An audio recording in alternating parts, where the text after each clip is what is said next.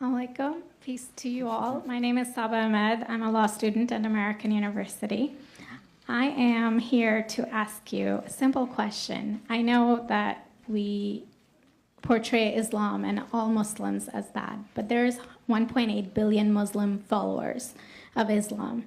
We have 8 million plus Muslim Americans in this country, and I don't see them represented here. But my question is, how can we fight an ideological war with weapons? How can we ever end this war? The jihadist ideology that you talk about, it's an ideology. How can you ever win this thing if you don't address it ideologically? Yeah. Great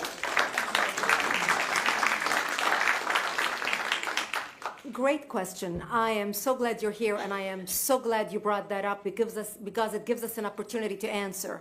What I find so amazing is since the beginning of this panel, which we are here about Benghazi attack against our people, not one person mentioned Muslims. We are here against Islam, or we're launching war against Muslims. We are here to discuss how 4 Americans died and what our government is doing.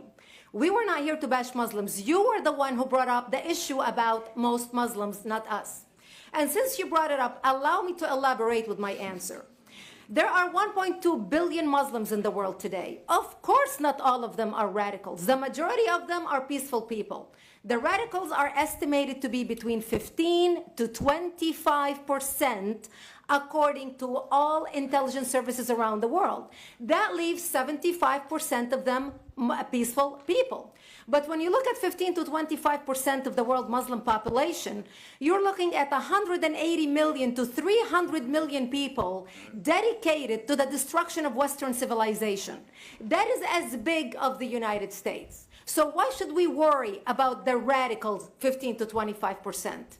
Because it is the radicals that kill. Because it is the radicals that behead and massacre. When you look throughout history, when you look at all the lessons of history, most Germans were peaceful. Yet the Nazis drove the agenda. And as a result, 60 million people died. Almost 14 million in concentration camps. 6 million were Jews. The peaceful majority were irrelevant. When you look at Russia, most Russians were peaceful as well. Yet the Russians were able to kill 20 million people. The peaceful majority were irrelevant. When you look at China, for example, most Chinese were peaceful as well. Yet the Chinese were able to kill 70 million people. The peaceful majority were irrelevant. When you look at Japan prior to World War II, most Japanese were peaceful as well. Yet Japan was able to butcher its way across Southeast Asia, killing 12 million people, mostly killed with bayonets and shovels. The peaceful majority were irrelevant. On September 11th in the United States, we had 2.3 million Arab Muslims living in the United States.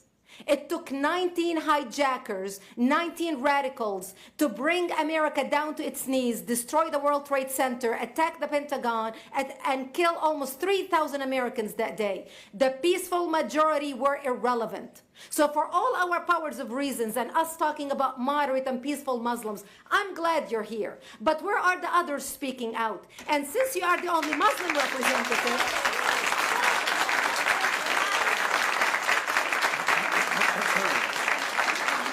save the applause till the end.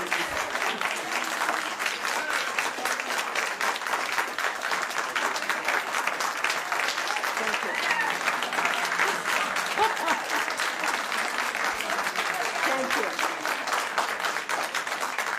And since you're the only Muslim representative in here, you took the limelight instead of speaking about why our government, and I assume, are you an American?